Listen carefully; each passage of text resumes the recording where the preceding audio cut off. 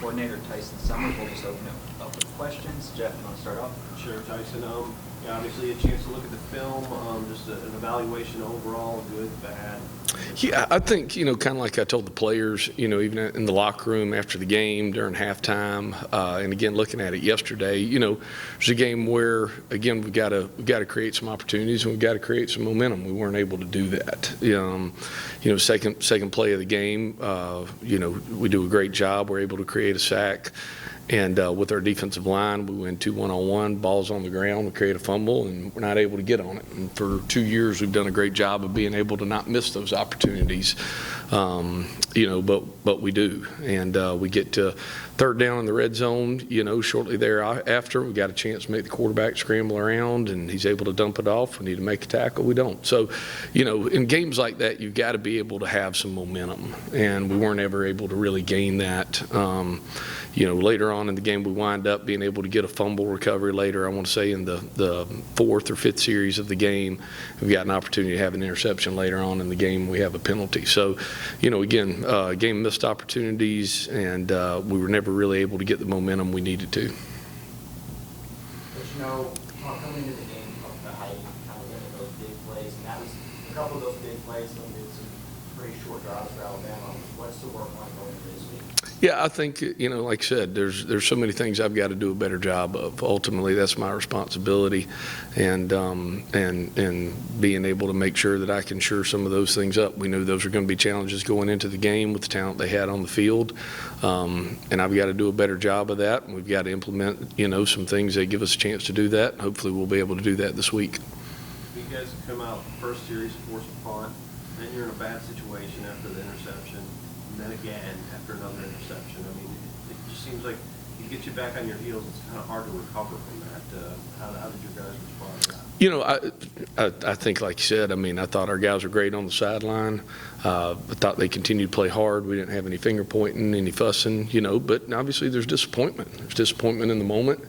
There's disappointment, going into in-between series. There's disappointment going into locker room at halftime. So, those things are all challenges. Fortunately, like I've talked about, we've got a great group of young men. We've got a very solid group. We're better than how we played, and I think we'll be able to show that as the season continues to progress. With that secondary, there were kind of a few plays there. It seemed like there was some miscommunication or something like that messed up there. Was it for miscommunication on the field, or were just guys, still learning how to play together and learning each other's tendencies? Yeah, again, those are things that are on me. At the end of the day, when you have big plays and you give up explosives, those are things that the defense coordinator has to be accountable to. And again, I've got to be accountable to those players, and I've got to be accountable to our football team, and I've got to do a better job with that. Just looking at this Eastern Kentucky offense, what problems do they present for you? Yeah, well,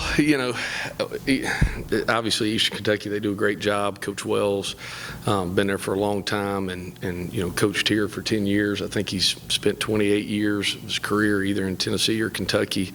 The offense coordinator, Andy Richmond, his background is air raid, won national championships at Valdosta State, was with Doug Martin at New Mexico State, and has done a really good job. They've had top 5, top 10 offense and a passing game offense for, pretty consistent amount of time here the last couple of years offensively. They've always got very talented skill guys, across the board.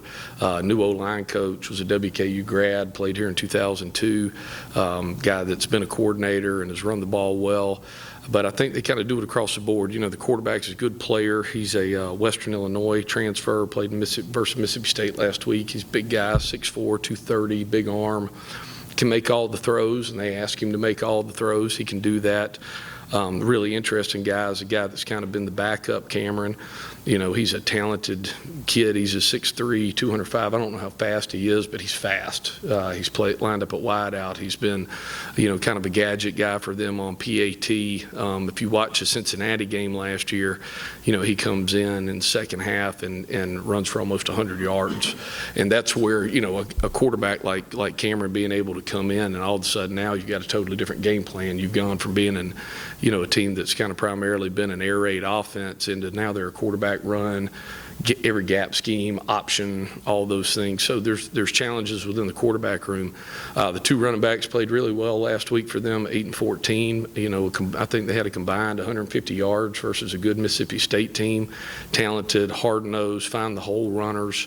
Tight end, you know, the guy that they felt like going into the year would be the starter, was out last week. I'm sure he'll be ready for us. He's a guy that is able to help you in the run game. He's able to insert like a fullback. He's able to block people off the edge like an offensive lineman. He had 33 catches last year. He's a big part of their offense. I'm sure he'll be back. Wideouts, you know, particularly at the Z and the X, are long. These are, you know, 6'2", 6'3" guys, 200, 205 pounds. They do a great job of being able to take the ball out of the air, catch the deep balls, vertical throw game, and they do a great job blocking down the field. Their slots, you know, are a little bit shorter, but they're really explosive, dynamic with their quickness and their ability to get in and out of cuts and have, you know, yards after catch. The offensive line, 4 of the 5 of them are back. They've got one transfer that's come in. This is a big group. I mean, you know, there's a 6'7", a 6'6", there's 2 6'4" guys. They're all over 300 pounds. They play well together. They communicate well. You can see it all over the film last week. And so they're going to try to come in. I mean, they do a good job, like you said earlier. I mean, I think it's, you know, 3:47 left in the third quarter, and, you know, they're down 14-10 versus Kentucky. You know, they've played, you know, big game with Cincinnati. They've already played Mississippi State this year. I mean, they're going to come in here to win. They're going to come in here to win, and we've got to be ready to play and be able to handle the challenges that they have from a personnel standpoint, and handle the challenges that they create throwing the ball in, running it. What you've seen of them so far is more important for the goal this weekend to stop the line or keep the passing attack? It's both. It's both. I mean, that's the challenge, right? And that's like I said earlier. I mean, at the end of the day, I think, you know, they've got 2 really good quarterbacks. They've got 2 really good backs. I think they've got 2 tight ends that are able to help them. I certainly feel like they have 6 receivers that can play, you know, but the ability to have you know, a big quarterback that they can stand in the pocket and really make throws with a big arm, and then having another one, like I said, that can jump in and become, all of a sudden now you're a quarterback run team, and you've got option plays involved, and you've got gap schemes involved. And I think we'll see a steady diet of both of those things. And you know, they're going to come out here and ready to play. It's an important game for them, to the kids on that team, certainly to that staff. You know, it's personal, and you know, we've got to be ready to do both. Thank you, Coach.